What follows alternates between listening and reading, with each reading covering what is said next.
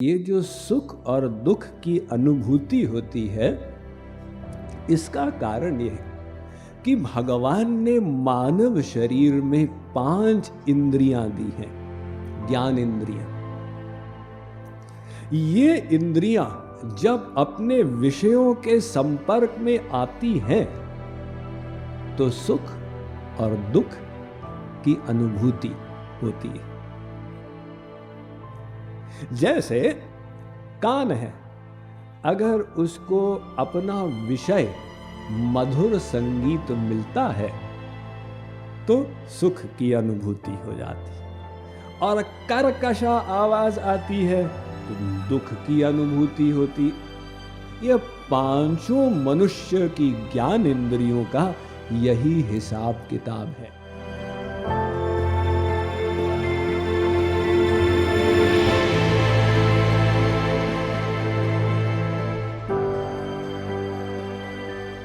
एक बार एक नाई था, तो वो नाई एक साहब के बाल काट रहा था। साहब को मजाक सूझा। साहब ने कहा, नाई भाई, मेरे सिर पर कितने बाल होंगे?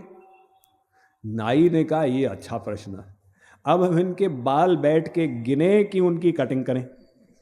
लेकिन नाई भी थोड़ा तेज था, उसने ऐसा उत्तर दिया, उसने कहा, साहब मैं तो कटिंग कर रहा हूं, अगर मैं गिनने में लग गया हो सकता है कहीं आपको कट लग जाए, आप खाली बैठें, मैं ऐसे करता हूं, सब बाल काट के आपकी चद्दर में फेंकता जाता हूं, जितने हैं सामने आ जाएंगे, आप बैठ के उनको गिनते जाना। तो इसी प्रकार से संसार के बारे में किसी को भ्रम है, आप बस प्रतीक्षा करते रहो, वो संसार का स्वरूप सामने आ जाएगा। तो ये जो सुख और दुख आते हैं इंद्रियों के कारण, ये स्थिर नहीं होते। ये तो जैसे सर्दी आती है फिर गर्मी आ जाती है, तो गर्मी के बाद फिर से सर्दी आ जाती है। इसी प्रकार से ये इंद्रियों के सुख दुख ये आते हैं जाते हैं, अर्थात वो इंद्रियों के जो सुख हैं ये स्थिर नहीं होते। देखो, जैसे बच्चे लोग च्युइंगम खाते हैं ना, तो च्युइंगम पहली बार मुंह में डालते हैं, हम लोग जब बच्चे थे तो चिकलेट खाते थे, आजकल पता नहीं क्या कहते हैं उसको, तो पहले बहुत मीठी लगती थी, फिर कम मीठी हुई, फिर कम हुई, फिर कम हुई, फिर कम हुई, फिर खत्म। अब उससे कोई सुख नहीं मिला, वही विषय से वैराग्य हो गया।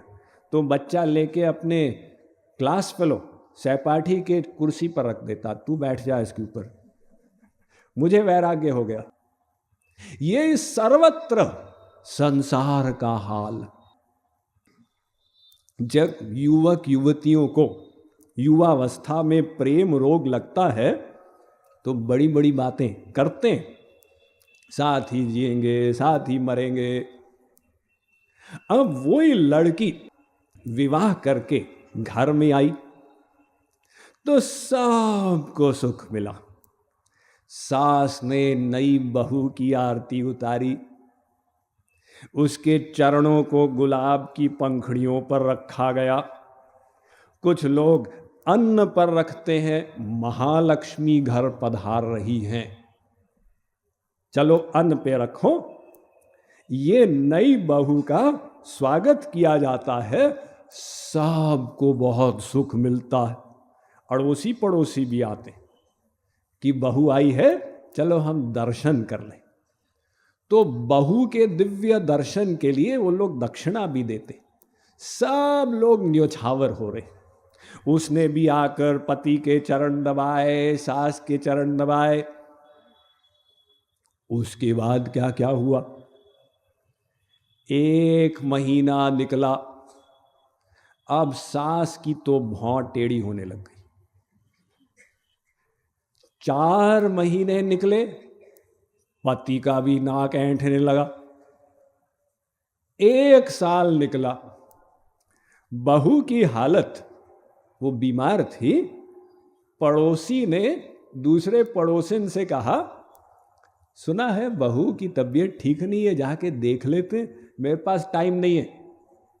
लो, पूर्ण वैराग्य हो गया।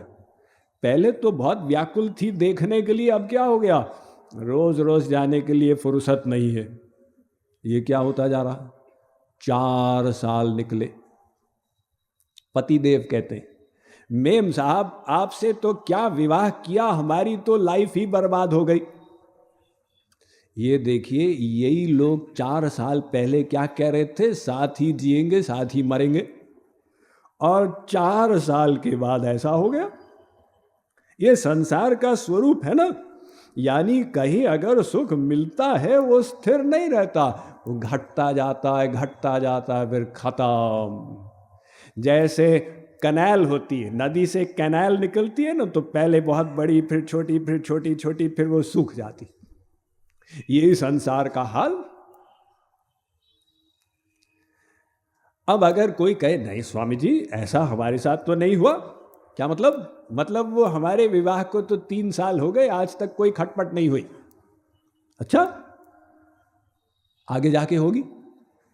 यानी वो शास्त्र की बात गलत नहीं हो सकती है। आप प्रतीक्षा करते रहो, संसार का स्वरूप आपके सामने आ जाएगा।